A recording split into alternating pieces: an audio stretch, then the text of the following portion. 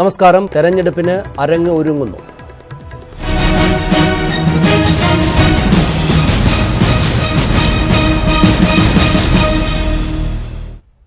സംസ്ഥാനത്ത് ലോക്സഭാ തെരഞ്ഞെടുപ്പ് ഒരുക്കങ്ങൾ സജീവമാക്കി Congress. AICC general secretary Mukul Wasnik DCC നേതാക്കളുമായി ചർച്ച തുടങ്ങി.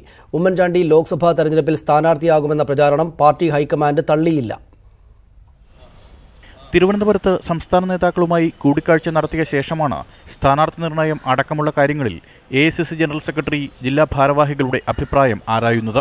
തിരുവനന്തപുരം, കൊല്ലം ജില്ലാ DCC ഭാരവാഹികളുമായാണ് ഇന്നത്തെ കൂടിക്കാഴ്ച. മുൻപ് നടത്തിയ കൂടിക്കാഴ്ചകളുടെ തുടർച്ചയാണ് ഇതെന്നും പ്രവർത്തകരുടെ മനസ്സ് മനസ്സിലാക്കുകയാണ് ലക്ഷ്യമെന്നും മുകുൾ വാസ്നിക് പറഞ്ഞു. ഉമ്മൻചാണ്ടിയെ ലോക്സഭയിലേക്ക് മത്സരിപ്പിക്കണമെന്ന KPCC പ്രസിഡന്റ് അടക്കമുള്ളവരുടെ ആവശ്യത്തിന് ഹൈക്കമാൻഡിന്റെ പിന്തുണയുണ്ടെന്ന് വ്യക്തമാക്കുന്നതായിരുന്നു മുകുൾ വാസ്നിക്കിന്റെ വാക്കുകൾ. We seek views from the committees at the local level, including the district Congress committees. Subsequently, the Pradesh Election Committee will meet. We will have screening committees, and after the screening committee, the proposals will go to the Central Election Committee. ഹൈക്കമാൻഡിന്റെ മനസ്സുകൂടി മനസ്സിലാക്കിയാണ് ഉമ്മൻചാണ്ടിയുടെ സ്ഥാനാർത്ഥിത്വം മുല്ലപ്പള്ളി രാമചന്ദ്രൻ ആവർത്തിക്കുന്നത്. ഉമ്മൻചാണ്ടി ഞാൻ പറഞ്ഞല്ലോ, ഞങ്ങളെ സംബന്ധിച്ചിടത്തോളം എല്ലാ കാലത്തും എവിടെയും നിർത്താൻ സാധിക്കുന്ന മികച്ച സ്ഥാനാർത്ഥിയാണ്. അദ്ദേഹം എവിടെ നിന്നാലും വമ്പിച്ച വോട്ടിൽ ജയിക്കും, ഒരു സംശയമില്ല.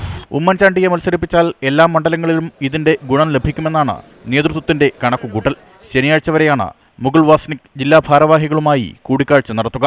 പത്തനംതിട്ട, ആലപ്പുഴ, കോട്ടയം, എറണാകുളം തുടങ്ങിയ ജില്ലകളിലെ ഭാരവാഹികളുമായി അദ്ദേഹം ചർച്ച നടത്തും. ന്യൂസ് 18 തിരുവനന്തപുരം. ലോക്സഭാ തെരഞ്ഞെടുപ്പിൽ KPCC പ്രസിഡന്റ് മത്സരിക്കുന്നതിനോട് യോജിപ്പില്ലെന്ന് വർക്കിംഗ് പ്രസിഡന്റ് K. സുധാകരൻ. ഘടകകക്ഷികൾക്ക് സീറ്റ് ചോദിക്കാനുള്ള അവകാശമുണ്ടെന്നും എന്നാൽ കൊടുക്കാതിരിക്കാനുള്ള അധികാരം UDF-നാണെന്നും സുധാകരൻ കണ്ണൂരിൽ പറഞ്ഞു. കോട്ടയം ലോക്സഭാ സീറ്റ് കേരള കോൺഗ്രസിന് തന്നെയെന്ന് മുൻ മുഖ്യമന്ത്രി ഉമ്മൻചാണ്ടി. ഘടകകക്ഷികളുടെ സീറ്റ് കോൺഗ്രസ് പിടിച്ചെടുക്കില്ല. മാധ്യമങ്ങളിൽ മറിച്ചുവരുന്ന വാർത്ത അടിസ്ഥാനരഹിതമാണ്. കേരള കോൺഗ്രസ് എമ്മിന്റെ കേരള യാത്ര കാസർഗോഡ് ഉദ്ഘാടനം ചെയ്ത് സംസാരിക്കുകയായിരുന്നു അദ്ദേഹം. കേരള കോൺഗ്രസിന് നിലവിലുള്ള സീറ്റ് കോട്ടയം, അത് കേരള കോൺഗ്രസിന് തന്നെ. ഘടകകക്ഷികളുടെ സീറ്റ് പിടിച്ചെടുക്കാനോ ഘടകകക്ഷികൾക്ക് കിട്ടേണ്ട അവസരങ്ങൾ നിഷേധിക്കാനോ ഒന്നും കോൺഗ്രസ് ഒരിക്കലും ശ്രമിക്കത്തില്ല. കോൺഗ്രസ് ജില്ലാ നേതൃയോഗത്തിൽ നേതാക്കൾ പങ്കെടുക്കാത്തതിനെ വിമർശിച്ച് AICC general secretary Mukul Wasnik. തിരുവനന്തപുരത്ത് മുകുൾ വാസ്നിക് പങ്കെടുത്ത യോഗത്തിൽ പകുതിയോളം ഭാരവാഹികളും എത്തിയിരുന്നില്ല. മണ്ഡലം, ബ്ലോക്ക് കമ്മിറ്റി ഭാരവാഹികളായി 180 പേരാണ് പങ്കെടുക്കേണ്ടിയിരുന്നത്.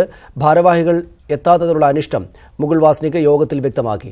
ഉണങ്ങിയ മരങ്ങൾ വെട്ടിക്കളയണം എന്നായിരുന്നു യോഗത്തിൽ KPCC അധ്യക്ഷൻ മുല്ലപ്പള്ളി രാമചന്ദ്രന്റെ പ്രതികരണം.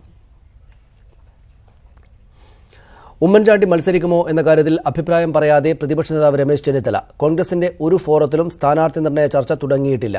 AICC പുനഃസംഘടന സ്വാഗതം ചെയ്യുന്നുവെന്നും അദ്ദേഹം തിരുവനന്തപുരത്ത് പറഞ്ഞു. UDF-നെ സംബന്ധിച്ചിടത്തോളം സീറ്റ് വിഭജനം വളരെ എളുപ്പത്തിൽ പൂർത്തിയാക്കും എന്നാണ് എനിക്ക് പറയാനുള്ളത്. നമ്മളിപ്പോൾ ഇതുവരെ സ്ഥാനാർത്ഥി നിർണയത്തെ പറ്റി ഒരു ചർച്ച ഉണ്ടായിട്ടില്ല. അത് ചർച്ച ചെയ്ത് വളരെ സുഗമമായി UDF-ന്റെ സ്ഥാനാർത്ഥി നിർണയം പൂർത്തിയാക്കും. ഞാനോ ഇല്ല, ഞാൻ അങ്ങനെ ഒരു സാഹസത്തിന് ഞാനില്ല. ഇപ്പം ഘടകകക്ഷികളോടുള്ള ചർച്ചകൾ ആരംഭിച്ചിട്ടില്ല. എല്ലാ കക്ഷികളോടും തികഞ്ഞ ബഹുമാനമാണ് കോൺഗ്രസ് പാർട്ടിക്കുള്ളത്. UDF സ്മൂത്തായി സ്ഥാനാർത്ഥികളെ സംബന്ധിച്ച് ചർച്ചകൾ നടത്തി തീരുമാനമെടുക്കും. സ്ഥാനാർത്ഥി നിർണയവുമായി ബന്ധപ്പെട്ട ഒരു കാര്യവും കോൺഗ്രസിൻ്റെയോ UDF-ൻ്റെയോ ഒരു ഫോറത്തിലും ഇതുവരെ ചർച്ച ആരംഭിച്ചിട്ടില്ല. ലോക്സഭാ തെരഞ്ഞെടുപ്പിൽ മത്സരിച്ചേക്കില്ല എന്ന സൂചന നൽകി BJP സംസ്ഥാന പ്രസിഡന്റ് PS ശ്രീധരൻപിള്ള. അധികാര രാഷ്ട്രീയത്തോട് താൽപര്യമില്ല എന്നായിരുന്നു ശ്രീധരൻപിള്ളയുടെ പ്രതികരണം. ലോക്സഭാ തെരഞ്ഞെടുപ്പ് ഒരുക്കങ്ങൾ ചർച്ച ചെയ്യുന്നതിന് തൃശൂരിൽ ചേർന്ന BJP കോർ കമ്മിറ്റി യോഗം തുടരുകയാണ്. സ്ഥാനാർത്ഥി നിർണയം അടക്കമുള്ള കാര്യങ്ങളിൽ BJP-യിലും ചർച്ചകൾ ചൂടുപിടിക്കുകയാണ്. തെരഞ്ഞെടുപ്പിൽ മത്സരിക്കാൻ ജനറൽ സെക്രട്ടറിമാർക്ക് തടസ്സമില്ലെന്നായിരുന്നു സംസ്ഥാന പ്രസിഡന്റ് PS ശ്രീധരൻപിള്ളയുടെ പ്രതികരണം. താൻ തെരഞ്ഞെടുപ്പിൽ മത്സരിച്ചേക്കില്ലെന്ന സൂചനയും ശ്രീധരൻപിള്ള നൽകി. സഖ്യകക്ഷികളുടെ സീറ്റിന്റെ കാര്യത്തിൽ തീരുമാനമായെന്നും ശ്രീധരൻപിള്ള പറഞ്ഞു. 8 സീറ്റ് ആവശ്യപ്പെട്ട BDJS-ന് 4 സീറ്റ് നൽകുമെന്നാണ് സൂചന. PC തോമസിന് കോട്ടയം സീറ്റ് നൽകിയേക്കുമെന്നാണ് വിവരം. തിരുവനന്തപുരം, പത്തനംതിട്ട, ആറ്റിങ്ങൽ മണ്ഡലങ്ങളിലെ സ്ഥാനാർത്ഥികളായി കുമ്മനം രാജശേഖരൻ, സുരേഷ് ഗോപി, TP സെൻകുമാർ എന്നിവരാണ് പട്ടികയിലുള്ളത്. ശബരിമല വിഷയം തെരഞ്ഞെടുപ്പിൽ വോട്ടാക്കാനുള്ള തന്ത്രങ്ങളും കോർ കമ്മിറ്റി യോഗം ചർച്ച ചെയ്യും. ന്യൂസ് 18 തൃശൂർ. ഇനി തെരഞ്ഞെടുപ്പിൽ മത്സരിക്കാനില്ലെന്ന് ഇന്നസെന്റ് MP. ആരോഗ്യ പ്രശ്നങ്ങൾ ഉള്ളതിനാലും കസേര രോഗത്തിന് കീഴ്പ്പെടാതിരിക്കാനുമാണ് തീരുമാനം. താൻ ആവശ്യപ്പെട്ടാൽ ചാലക്കുടിയിൽ ഇടതുമുന്നണി വീണ്ടും മത്സരിപ്പിക്കും. മത്സരിക്കണമെന്ന് CPM നേതാക്കൾ ആവശ്യപ്പെടുന്നുമുണ്ട്. എന്നാൽ ഇനി മത്സരിക്കേണ്ട എന്നാണ് തീരുമാനമെന്ന് അദ്ദേഹം വ്യക്തമാക്കി. ഹാരിസൺ തോട്ടങ്ങളുടെ നികുതി സ്വീകരിക്കാനുള്ള റവന്യൂ സെക്രട്ടറിയുടെ നീക്കം തടഞ്ഞ് റവന്യൂ മന്ത്രി. മന്ത്രിസഭായോഗത്തിൽ വിഷയം കൊണ്ടുവന്ന് കരം പിരിക്കാനുള്ള റവന്യൂ സെക്രട്ടറി PH കുര്യന്റെ നിർദ്ദേശമാണ് തടഞ്ഞത്. മന്ത്രിയുടെ എതിർപ്പിനെ തുടർന്ന് വിഷയം മന്ത്രിസഭായോഗത്തിന്റെ പരിഗണനയ്ക്ക് വന്നില്ല. ഹാരിസൺ വിറ്റൊഴിഞ്ഞ തെന്മലയിലെ റിയ എസ്റ്റേറ്റിൽ നിന്ന് നികുതി സ്വീകരിച്ച് പോക്കുവരവ് ചെയ്തു നൽകാൻ ഹൈക്കോടതി നേരത്തെ ഉത്തരവിട്ടിരുന്നു. ഇതിന്റെ മറപിടിച്ചായിരുന്നു ഹാരിസണിന്റെ പക്കലുള്ളതും വിറ്റൊഴിഞ്ഞതുമായ എല്ലാ തോട്ടങ്ങളുടെയും നികുതി സ്വീകരിക്കാൻ തീരുമാനമെടുക്കണമെന്നുള്ള റവന്യൂ സെക്രട്ടറി PH കുര്യന്റെ നിർദ്ദേശം. ഇന്നത്തെ മന്ത്രിസഭായോഗത്തിൽ ഇക്കാര്യത്തിൽ തീരുമാനമെടുപ്പിക്കാനായിരുന്നു നീക്കം. ഇന്നലെ രാത്രി വൈകി ഇതുമായി ബന്ധപ്പെട്ട ഫയൽ റവന്യൂ മന്ത്രിക്ക് കൈമാറി. ഈ മാസം 31-ന് വിരമിക്കാനിരിക്കെയാണ് റവന്യൂ സെക്രട്ടറി PH കുര്യന്റെ അസാധാരണ നടപടി. അടിയന്തര പ്രാധാന്യമുള്ള വിഷയമല്ലെന്നും അതിനാൽ വിശദമായി പഠിച്ച ശേഷം മതി മന്ത്രിസഭയുടെ പരിഗണനയ്ക്ക് അയക്കുന്നതെന്നും മന്ത്രി നിലപാടെടുത്തു. മറ്റു ഭൂവുടമകളും സമാന ആവശ്യമുന്നയിച്ച് കോടതിയിൽ പോയാൽ തിരിച്ചടിയാകുമെന്നാണ് സർക്കാർ വിലയിരുത്തൽ. മന്ത്രിയുടെ തീരുമാനത്തെ ഹാരിസൺ കേസിലെ മുൻ ഗവൺമെന്റ് ലീഡർ സുശീല ഭട്ട് സ്വാഗതം ചെയ്തു. അദ്ദേഹം എടുത്ത ഈ കർക്കശ നിലപാട് ഇനിയും തുടരണം, വെള്ളം ചേർക്കാതെ. അങ്ങനെയാണെങ്കിൽ ഇവിടത്തെ മൊത്തം ഭൂരഹിതരും പിന്നെ പട്ടയത്തിന് വേണ്ടി ഇങ്ങനെ ഇറങ്ങി നടക്കുന്നവർക്കും ഒരു നല്ലൊരു ആശ്വാസമായിരിക്കും ഈ തീരുമാനം. ഹാരിസൺ മലയാളം കൈവശം വച്ചിരുന്ന 38,000 ഏക്കർ ഭൂമി ഏറ്റെടുത്ത സ്പെഷ്യൽ ഓഫീസർ രാജമാണിക്യത്തിന്റെ നടപടി ഹൈക്കോടതി റദ്ദാക്കിയിരുന്നു. ഇതിനെതിരെ സർക്കാർ നൽകിയ അപ്പീൽ സുപ്രീം കോടതിയും തള്ളി. സർക്കാർ മനഃപൂർവ്വം കേസ് തോറ്റുകൊടുക്കുകയായിരുന്നു എന്നും അന്ന് ആരോപണം ഉയർന്നിരുന്നു. ന്യൂസ് 18 തിരുവനന്തപുരം. സംസ്ഥാനത്തിന്റെ പുതിയ ആരോഗ്യ നയത്തിന് മന്ത്രിസഭ അംഗീകാരം നൽകി. ചികിത്സാ ചെലവ് കുറയ്ക്കുന്നതിനാണ് നയത്തിൽ പ്രധാന ഊന്നൽ. ശിശുമരണ നിരക്ക് 12-ൽ നിന്നും 8 ആയി കുറയ്ക്കും. ഡയറക്ടറേറ്റ് ഓഫ് ക്ലിനിക്കൽ സർവീസ് എന്ന പേരിൽ പൊതുജനാരോഗ്യത്തിന് പ്രത്യേക ഡയറക്ടറേറ്റ് പ്രഖ്യാപിക്കും. ഡയറക്ടറേറ്റ് ഓഫ് ഹെൽത്ത് സർവീസിനെ 2ആയി വിഭജിക്കും. ഇതോടെ ആരോഗ്യവകുപ്പിന് കീഴിൽ 2 ഘടകങ്ങൾ എന്നത് 3ആയി മാറും. ഡയറക്ടറേറ്റ് ഓഫ് മെഡിക്കൽ എഡ്യൂക്കേഷൻ പഴയതുപോലെ തുടരാനും നയത്തിൽ നിർദ്ദേശിക്കുന്നു. ലോക്സഭാ തെരഞ്ഞെടുപ്പിൽ 3ാമതൊരു സീറ്റിനായി നേതൃത്വത്തിൽ കടുത്ത സമ്മർദ്ദം ചെലുത്തി യൂത്ത് ലീഗ്. 3ാം സീറ്റ് ചോദിച്ചു വാങ്ങണമെന്ന് യൂത്ത് ലീഗ് ദേശീയ ഉപാധ്യക്ഷനും പാണക്കാട് ഹൈദരലി തങ്ങളുടെ മകനുമായ മൊയ്ൻ അലി ശിഹാബ് തങ്ങൾ ആവശ്യപ്പെട്ടു. ലീഗിന് കൂടുതൽ സീറ്റിൽ അർഹതയുണ്ടെന്നും ഇപ്പോൾ നടക്കുന്ന ചർച്ച പ്രസക്തമാണെന്നും യൂത്ത് ലീഗ് സംസ്ഥാന ജനറൽ സെക്രട്ടറി PK ഫിറോസ് പ്രതികരിച്ചു. അതൊന്നുമില്ല. അങ്ങനെ പിന്നെ 3ാമത്തെ സീറ്റ് യുവാക്കൾക്ക്, 2ാമത്തെ സീറ്റ് മുതിർന്നവർക്ക്, 1ാമത്തെ സീറ്റ് വേറെ, അങ്ങനെയൊന്നുമില്ല. 3ാം സീറ്റിന് മാത്രമല്ല അർഹതയുള്ളത്. അർഹതയുടെ പിന്നെ ലെവൽ വെച്ച് പരിശോധിക്കുകയാണ് കേരളത്തിലെ മുസ്ലിം ലീഗ് അതിൽ കൂടുതൽ അർഹതയുള്ള പാർട്ടിയാണ്, യാതൊരു സംശയമില്ല. വോട്ടിംഗ് യന്ത്രത്തെക്കുറിച്ചുള്ള പരാതികൾ തള്ളി തെരഞ്ഞെടുപ്പ് കമ്മീഷൻ. ബാലറ്റ് പേപ്പറുകളിലേക്ക് മടങ്ങിപ്പോകാനാവില്ലെന്ന് മുഖ്യ തെരഞ്ഞെടുപ്പ് കമ്മീഷണർ സുനിൽ അറോറ പറഞ്ഞു. രാഷ്ട്രീയ പാർട്ടികളോട് ആലോചിക്കാതെയുള്ള തെരഞ്ഞെടുപ്പ് കമ്മീഷന്റെ പ്രതികരണം ഏകപക്ഷീയമാണെന്ന് കോൺഗ്രസ് വിമർശിച്ചു. 2014 ലോക്സഭാ തെരഞ്ഞെടുപ്പിലും പല നിയമസഭാ തെരഞ്ഞെടുപ്പുകളിലും വോട്ടിംഗ് മെഷീനിൽ കൃത്രിമം നടന്നുവെന്ന ഹാക്കറുടെ വെളിപ്പെടുത്തൽ ചർച്ച ചെയ്യുന്നതിനിടെയാണ് തെരഞ്ഞെടുപ്പ് കമ്മീഷണറുടെ പ്രതികരണം.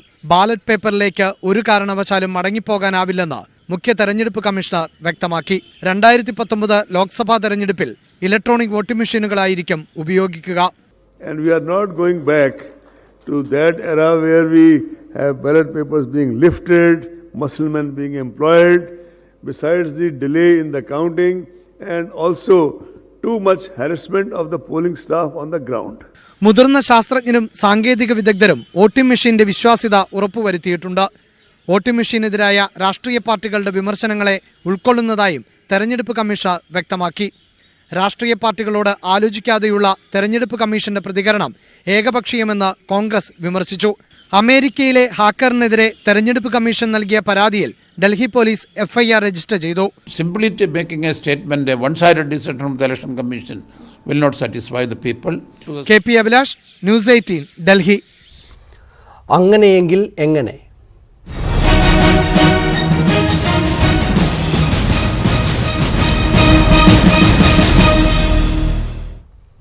പ്രിയങ്ക ഗാന്ധി ഇത്തവണ മത്സരിക്കുമോ? മത്സരിക്കാനല്ലെങ്കിൽ പിന്നെ ഇപ്പോൾ രംഗത്തിറങ്ങിയത് എന്തിന് എന്നതാണ് കോൺഗ്രസിലെ തന്നെ ഒരു വിഭാഗത്തിന്റെ ചോദ്യം. എന്നാൽ മത്സരിക്കില്ല എന്നാണ് ഉന്നത കോൺഗ്രസ് വൃത്തങ്ങൾ സൂചിപ്പിക്കുന്നത്. അതിന് കാരണവുമുണ്ട്. പ്രിയങ്ക ഗാന്ധിയെ കിഴക്കൻ ഉത്തർപ്രദേശിന്റെ ചുമതലയുള്ള ജനറൽ സെക്രട്ടറിയായി പ്രഖ്യാപിച്ചതിന് പിന്നാലെ രാഹുൽ ഗാന്ധി പറഞ്ഞ വാക്കുകൾ വളരെ പ്രധാനപ്പെട്ടതാണ്. 2 മാസത്തേക്ക് മാത്രമല്ല പ്രിയങ്കയെ ഉത്തർപ്രദേശിലേക്ക് അയച്ചത്. उत्तरप्रदेश कांग्रेस सरकार ने अधिकारത്തിലെത്തിക്കാനാണ് ഈ നീക്കം. कांग्रेस पार्टी अपनी विचारधारा के लिए लड़ रही है और चाहे प्रियंका हो चाहे ज्योतिरादित्य हो, कांग्रेस पार्टी के बहुत पावरफुल नेता हैं, लीडर्स हैं और इन दोनों युवा नेताओं से हम उत्तर प्रदेश की राजनीति को बदलना चाहते हैं. പ്രിയങ്കയിലൂടെ കോൺഗ്രസ് ലക്ഷ്യമിടുന്നത് ഒരു സീറ്റല്ല. അയോധ്യയും പ്രധാനമന്ത്രിയുടെ മണ്ഡലമായ വാരണാസിയും ഉത്തർപ്രദേശ് മുഖ്യമന്ത്രി യോഗി ആദിത്യനാഥിന്റെ പഴയ മണ്ഡലമായ ഗോരഖ്പൂറും ഉൾപ്പെടുന്ന പൂർവാഞ്ചൽ പ്രദേശമാണ് പ്രിയങ്കയെ ഏൽപ്പിച്ചിരിക്കുന്നത്. 30 ലോക്സഭാ സീറ്റുകളാണ് പൂർവാഞ്ചലിലുള്ളത്. ഇതിൽ കഴിഞ്ഞ ലോക്സഭാ തെരഞ്ഞെടുപ്പിൽ ഒരു സീറ്റ് പോലും നേടാൻ കോൺഗ്രസിനായില്ല. പ്രദേശത്തെ 141 നിയമസഭാ സീറ്റുകളിൽ ഒരെണ്ണം മാത്രമാണ് ലഭിച്ചത്. ഈ അവസ്ഥ മാറണം. അതിന് കോൺഗ്രസ് പ്രവർത്തകർക്ക് ഊർജം പകരുക എന്നതാണ് പ്രിയങ്കയുടെ ദൗത്യം. ഈ ദൗത്യത്തിനിടെ മത്സരം കൂടി എളുപ്പമല്ല. സോണിയാഗാന്ധിക്ക് പകരം റായ്ബറേലിയിൽ പ്രിയങ്ക ഇറങ്ങുമെന്നായിരുന്നു പ്രചാരണം. എന്നാൽ റായ്ബറേലി പൂർവാഞ്ചൽ പ്രദേശത്തല്ല. മത്സരത്തിനിറങ്ങാതെ പ്രിയങ്ക പ്രചാരണത്തിൽ നിറഞ്ഞു നിന്നാൽ പ്രധാനമന്ത്രി നരേന്ദ്രമോദിക്ക് വാരണാസിയിലും പഴയ മണ്ഡലമായ ഗോരഖ്പൂരിൽ മുഖ്യമന്ത്രി ആദിത്യനാഥിന് അത് മറികടക്കുന്ന പ്രചാരണവും നടത്തേണ്ടി വരും. രാഹുൽ ഗാന്ധിക്കാകട്ടെ പൂർവാഞ്ചൽ പ്രദേശത്ത് തന്നെയുള്ള അമേഠി പ്രിയങ്കയെ ഏൽപ്പിച്ച് രാജ്യത്താകെ പ്രചാരണത്തിനിറങ്ങാനുമാകും. കണക്കുകളും സാധ്യതകളും ഇങ്ങനെയൊക്കെയാണെങ്കിലും അമേഠിയിലെയും റായ്ബറേലിയിലെയും പ്രചാരണത്തിനപ്പുറം പ്രിയങ്ക ഇനിയും രാഷ്ട്രീയ മികവ് തെളിയിച്ചിട്ടില്ല. കാഴ്ചയിലെ സാദൃശ്യത്തിനപ്പുറം ഇന്ദിരാഗാന്ധിയുടെ രാഷ്ട്രീയ പാരമ്പര്യവും ഉൾക്കരുത്തും കോൺഗ്രസ് സ്തുതിപാഠകർ ചാർത്തിക്കൊടുക്കുന്ന അലങ്കാരം മാത്രമാണിപ്പോൾ. അത് തെളിയിക്കുക എന്ന വലിയ വെല്ലുവിളിയും പ്രിയങ്കയുടെ മുന്നിലുണ്ട്. TJ Sreelal, news 18. മെഡിക്കൽ കോളേജിൽ പകൽ കൊള്ള.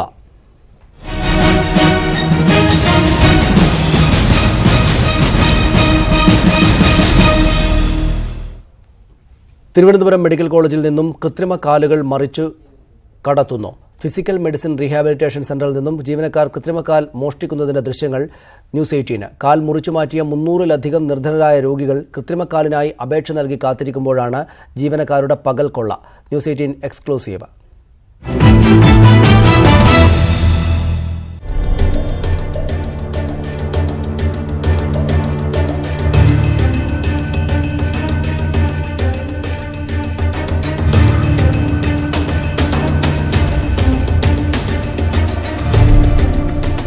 തിരുവനന്തപുരം മെഡിക്കൽ കോളേജിലെ ഫിസിക്കൽ മെഡിസിൻ റീഹാബിലിറ്റേഷൻ സെന്ററിൽ നിന്നും പകൽ ചിത്രീകരിച്ച ദൃശ്യങ്ങളാണിത്. നിർധന രോഗികൾക്ക് സൗജന്യമായും മറ്റുള്ളവർക്ക് സബ്സിഡി നിരക്കിലും വിതരണത്തിനുള്ളതാണ് ഈ കൃത്രിമ കാലുകൾ. ജീവനക്കാർ കടത്തുന്ന രീതി ഇങ്ങനെ.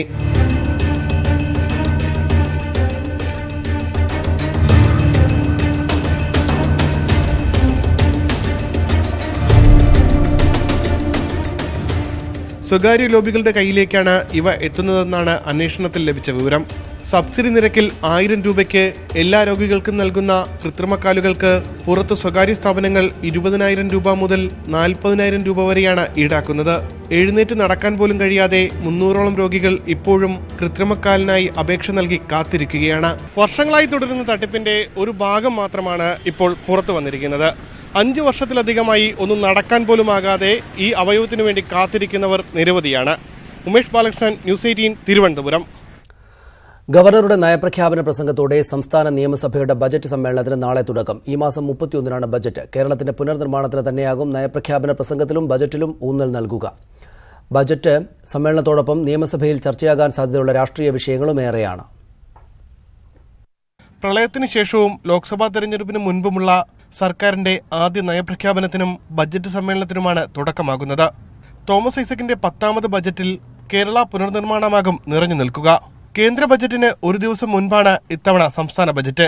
സമ്പൂർണ്ണ ബജറ്റ് അവതരിപ്പിക്കാനാണ് ആദ്യം തീരുമാനിച്ചതെങ്കിലും വോട്ട് ഓൺ അക്കൗണ്ട് മതിയെന്നാണ് പുതിയ തീരുമാനം. ഫെബ്രുവരി 7-ാം തീയതി അവസാനിപ്പിക്കുന്ന നിലയിലാണ് ഇപ്പോൾ ആസൂത്രണം ചെയ്തിട്ടുള്ളത്. നമ്മൾ ആഗ്രഹിച്ചിരുന്നത് സമ്പൂർണമായ ബഡ്ജറ്റും മാർച്ച് 31-നകം വകുപ്പ് തിരിച്ചുള്ള പരിശോധന ഉൾപ്പെടെ പൂർത്തീകരിക്കണമെന്നായിരുന്നു. പക്ഷെ അത് പ്രായോഗികമാകുമെന്ന് ഉറപ്പില്ലാത്തൊരു സാഹചര്യം വന്നിരിക്കുകയാണ്. വോട്ട് ഓൺ അക്കൗണ്ട് പാസാക്കി ഫെബ്രുവരി 7-ന് സഭ പിരിയും. ആകെ 9 ദിവസം സഭ ചേരുന്നതിൽ നയപ്രഖ്യാപനത്തിനും ബജറ്റ് അവതരണത്തിനും ഓരോ ദിവസവും, നന്ദിപ്രമേയ ചർച്ചയ്ക്കും ബജറ്റിന്മേലുള്ള പൊതുചർച്ചയ്ക്കും 3 ദിവസം വീതവും നീക്കിവച്ചിട്ടുണ്ട്. ലോക്സഭാ തെരഞ്ഞെടുപ്പിന് മുൻപ് സഭാതലത്തിൽ സർക്കാരിന്റെ ഭരണനേട്ടങ്ങൾ ഉയർത്തിക്കാട്ടാൻ ഭരണപക്ഷത്തിനും വിമർശിക്കാൻ പ്രതിപക്ഷത്തിനും കിട്ടുന്ന അവസാന അവസരം കൂടിയാണിത്. ശബരിമല സ്ത്രീ പ്രവേശനത്തിന് ശേഷമുള്ള ആദ്യ സഭാ സമ്മേളനം എന്ന പ്രത്യേകത കൂടി 14ാം കേരള നിയമസഭയുടെ 14ാം സമ്മേളനത്തിനുണ്ട്. ശബരിമല സ്ത്രീ പ്രവേശനവും പ്രളയ പുനർനിർമ്മാണ പ്രവർത്തനങ്ങളിലെ വീഴ്ചയും പ്രതിപക്ഷം ഉയർത്തിക്കാട്ടും. വനിതാ മതിലിന്റെ വിജയവും നവോത്ഥാന പ്രവർത്തനങ്ങളുടെ തുടർച്ചയുമാണ് സർക്കാരിന് ആത്മവിശ്വാസം നൽകുന്നത്. ന്യൂസ് 18 തിരുവനന്തപുരം.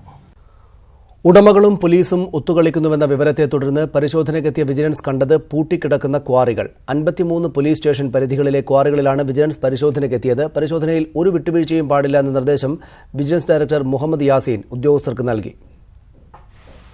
വിജിലൻസിന്റെ തുടർ പരിശോധനയുടെ പശ്ചാത്തലത്തിൽ ഉടമകൾ ക്വാറികൾ പൂട്ടിയെന്നാണ് സൂചന. പോലീസ് സ്റ്റേഷനുകളിൽ കണ്ടെത്തിയ തിരിമറിയുമായി ബന്ധപ്പെട്ട രേഖകൾ ക്വാറികളിൽ നിന്ന് കടത്തിയെന്നും സംശയമുണ്ട്. രേഖകളിൽ കുറവുണ്ടെങ്കിൽ അതിനുൾപ്പെടെ കേസെടുക്കണമെന്നാണ് വിജിലൻസ് ഡയറക്ടർ മുഹമ്മദ് യാസിന്റെ നിർദ്ദേശം. ഓപ്പറേഷൻ തണ്ടറിന്റെ ഭാഗമായി 53 പോലീസ് സ്റ്റേഷനുകളിൽ പരിശോധന നടത്തിയ ശേഷം വിജിലൻസ് എത്തിയപ്പോഴാണ് ക്വാറികൾ പൂട്ടിയ നിലയിൽ കാണപ്പെട്ടത്. സ്റ്റേഷനുകളിലെ പരിശോധന സംബന്ധിച്ച ഒരാഴ്ചയ്ക്കുള്ളിൽ വിജിലൻസ് ആഭ്യന്തര വകുപ്പിന് റിപ്പോർട്ട് നൽകും. പരിശോധനയുമായി ബന്ധപ്പെട്ട് DGP ലോക്നാഥ് ബെഹ്റ വിജിലൻസിനോട് വിശദ റിപ്പോർട്ട് തേടിയിരുന്നു. പരിശോധനാ വിവരങ്ങൾ ഇന്നും നാളെയുമായി വിജിലൻസ് ആസ്ഥാനത്ത് ശേഖരിക്കും. BV Vinod, news 18 Thiruvananthapuram. ബന്ധു നിയമന വിവാദത്തിൽ മന്ത്രി KT ജലീൽ CPMനെ ഭീഷണിപ്പെടുത്തിയെന്ന ആരോപണവുമായി youth league general secretary PK Firoz. CPM നേതാവിന്റെ ബന്ധുവിന് നിയമനം നൽകിയത് ചൂണ്ടിക്കാട്ടിയാണ് ജലീൽ പാർട്ടി സെക്രട്ടറി കോടിയേരി ബാലകൃഷ്ണനെ ഭീഷണിപ്പെടുത്തിയതെന്ന് ആണ് ഫിറോസിന്റെ ആരോപണം. ബന്ധു നിയമനത്തിന്റെ പേരിൽ താൻ പ്രതിക്കൂട്ടിലായാൽ CPM അതിൽ കൂടുതൽ പ്രതിരോധത്തിലാകുമെന്ന് ജലീൽ കോടിയേരിയെ ധരിപ്പിച്ചെന്നും ഫിറോസ് പറഞ്ഞു. ഇത് സംബന്ധിച്ച തെളിവുകൾ അദ്ദേഹം പുറത്തുവിട്ടു. സമാനമായ രീതിയിൽ CPMന്റെ നേതാക്കളുടെ ബന്ധു നിയമനത്തെ സംബന്ധിച്ച് കൃത്യമായ അറിവുള്ള ശ്രീ KT ജലീൽ അക്കാര്യം ശ്രീ കോടിയേരി ബാലകൃഷ്ണനെ ഒരു ബ്ലാക്ക്മെയിൽ രൂപേണ ധരിപ്പിച്ചതിൻ്റെ അടിസ്ഥാനത്തിലാണ് CPM ഇത്തരത്തിൽ അദ്ദേഹത്തിന് സംരക്ഷണവുമായി രംഗത്ത് വരാൻ പാർട്ടിയെ പ്രേരിപ്പിച്ചത് എന്നൊരു ആരോപണം ഇക്കഴിഞ്ഞ ദിവസത്തെ വാർത്താ സമ്മേളനത്തിൽ യൂത്ത് ലീഗ് ഉന്നയിച്ചിരുന്നു. CBI ഇടക്കാല ഡയറക്ടറായി നാഗേശ്വർ റാവുവിനെ നിയമിച്ചതിന് എതിരായ ഹർജി പരിഗണിക്കുന്നതിൽ നിന്ന് ജസ്റ്റിസ് AK സിക്രി പിന്മാറി. ഇതേ കേസ് പരിഗണിക്കുന്നതിൽ നിന്ന് നേരത്തെ ചീഫ് ജസ്റ്റിസും പിന്മാറിയിരുന്നു. ഹർജി മറ്റൊരു ബെഞ്ച് നാളെ പരിഗണിക്കും. പുതിയ ഡയറക്ടറെ തെരഞ്ഞെടുക്കാൻ പ്രധാനമന്ത്രി അധ്യക്ഷനായ സമിതി ഇന്ന് യോഗം ചേരും.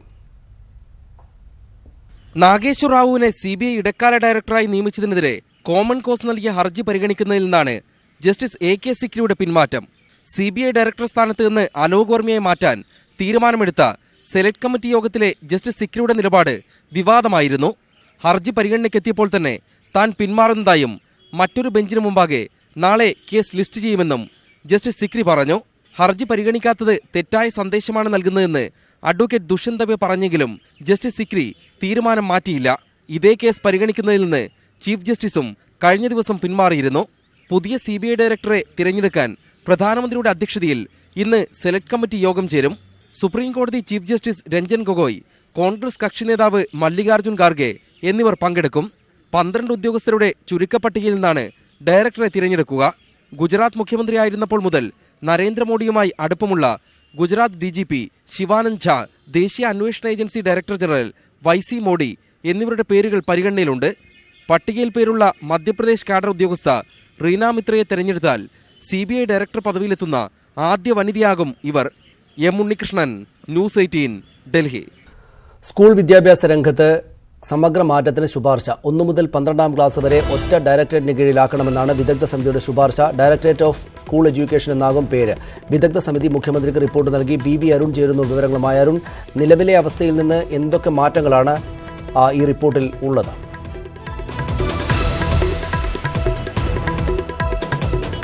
സംസ്ഥാനത്തെ പ്രാഥമിക വിദ്യാഭ്യാസ രംഗത്തെ സമഗ്ര അഴിച്ചുപണിയാണ് റിപ്പോർട്ട് ശുപാർശ ചെയ്യുന്നത്. 1 മുതൽ 12ാം ക്ലാസ് വരെ ഒറ്റ ഡയറക്ടറേറ്റിന് കീഴിലാകും. 1 മുതൽ 7ാം ക്ലാസ് വരെ ഒരു സ്ട്രീം LP UP എന്ന ഭേദം അല്ലെങ്കിൽ ആ ഒരു ഡിവിഷൻ വിഭജനം ഒഴിവാകുന്നു. LP UP high school higher secondary എന്ന ഘടന മാറ്റും. 1 മുതൽ 8 വരെ ക്ലാസ്സുകളിൽ അധ്യാപകരാനുള്ള യോഗ്യത B.Ed ആയി മാറും. 8 മുതൽ 12 വരെ PGയും BGയും B.Edഉം വേണമെന്നാണ് സമിതിയുടെ പ്രധാന ശുപാർശ. SCRTയുടെ മുൻ ഡയറക്ടർ ഡോക്ടർ എം.എ. ഖാദർ അധ്യക്ഷനായ സമിതിയാണ് ഇത്തരമൊരു ശുപാർശ നൽകിയത്. SSLC പരീക്ഷ അല്ല, ഹയർ സെക്കൻഡറി പരീക്ഷ ഇനി മുതൽ പ്രധാനപ്പെട്ട പ്രാഥമിക പരീക്ഷയായി മാറുക. ഇതടക്കമുള്ള സമഗ്രമായ ഒരു അഴിച്ചുപണിയാണ് ഖാദർ കമ്മീഷൻ റിപ്പോർട്ട്. മുഖ്യമന്ത്രിക്ക് റിപ്പോർട്ട് കൈമാറി. വിദ്യാഭ്യാസ മന്ത്രി ഇതിന്റെ അടിസ്ഥാനത്തിൽ കൂടുതൽ നടപടികൾ സ്വീകരിക്കും. റിപ്പോർട്ട് സമഗ്രമായി പഠിച്ച ശേഷമാകും സർക്കാരിന്റെ തുടർ നടപടികൾ. നന്ദി അരുൺ. വിവരങ്ങൾക്ക്. സ്കൂൾ വിദ്യാഭ്യാസ മേഖലയെ സമഗ്രമായി പരിഷ്കരിക്കുന്ന റിപ്പോർട്ടാണ്, ശുപാർശകളാണ് സർക്കാരിന് കൈമാറിയിരിക്കുന്നത്. മറ്റു വാർത്തകൾ ചുരുക്കത്തിൽ. കേരള കോൺഗ്രസ് എമ്മിന്റെ കേരള യാത്രയ്ക്ക് തുടക്കമായി. മുൻ മുഖ്യമന്ത്രി ഉമ്മൻചാണ്ടി യാത്ര ഉദ്ഘാടനം ചെയ്തു. 14 ജില്ലകളിലൂടെ കടന്നുപോകുന്ന യാത്ര ഫെബ്രുവരി 15-ന് തിരുവനന്തപുരത്ത് സമാപിക്കും.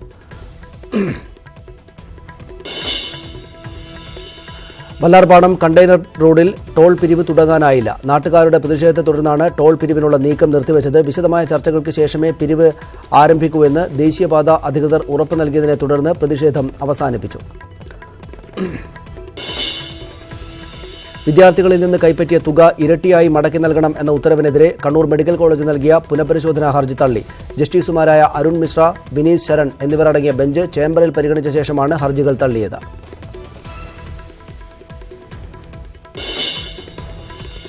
കേരളം തെരഞ്ഞെടുപ്പിന് സജ്ജമെന്ന് മുഖ്യ തെരഞ്ഞെടുപ്പ് ഓഫീസർ ടിക്കാറാം മീണ. ഈ മാസം അവസാനത്തോടെ അന്തിമ വോട്ടർ പട്ടിക പ്രസിദ്ധീകരിക്കുമെന്നും അദ്ദേഹം പറഞ്ഞു.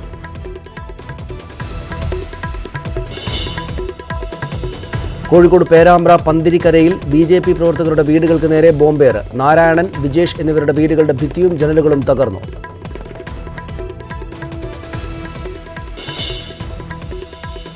കെവിൻ വധക്കേസ് പരിഗണിക്കുന്നത് കോട്ടയം സെഷൻസ് കോടതി മാറ്റിവെച്ചു. കേസ് ഫെബ്രുവരി 1-ന് വീണ്ടും പരിഗണിക്കും. വാഹനം വിട്ടു നൽകുന്നതുമായി ബന്ധപ്പെട്ട പ്രതികളുടെ അപേക്ഷയിലും വാദം കേൾക്കും. കോതമംഗലം മാർത്തോമ ചെറിയ പള്ളി തർക്കവുമായി ബന്ധപ്പെട്ട കേസിൽ യാക്കോബായ വിഭാഗത്തിന്റെ ഹർജി ഹൈക്കോടതി തള്ളി. ആരാധനയ്ക്ക് എത്തുമ്പോൾ ഓർത്തഡോക്സ് റംബാൻ തോമസ് പോളിന് പോലീസ് സംരക്ഷണം നൽകണമെന്ന ഉത്തരവിനെതിരെ സമർപ്പിച്ച ഹർജിയാണ് തള്ളിയത്. കോടതിയുടെ സമയം നഷ്ടപ്പെടുത്തിയതിന് 50,000 രൂപ പിഴയടക്കണമെന്നും കോടതി നിർദ്ദേശിച്ചു. തിരുവനന്തപുരം എയർപോർട്ട് സ്വകാര്യവൽക്കരണത്തിനെതിരെ ഹൈക്കോടതിയിൽ ഹർജി. വിമാനത്താവളം സ്വകാര്യവൽക്കരിക്കുന്നത് നിയമവിരുദ്ധമാണെന്ന് കാട്ടിയാണ് ഹർജി. ഇതോടെ ബുള്ളറ്റിൻ പൂർണ്ണമാകുന്നു.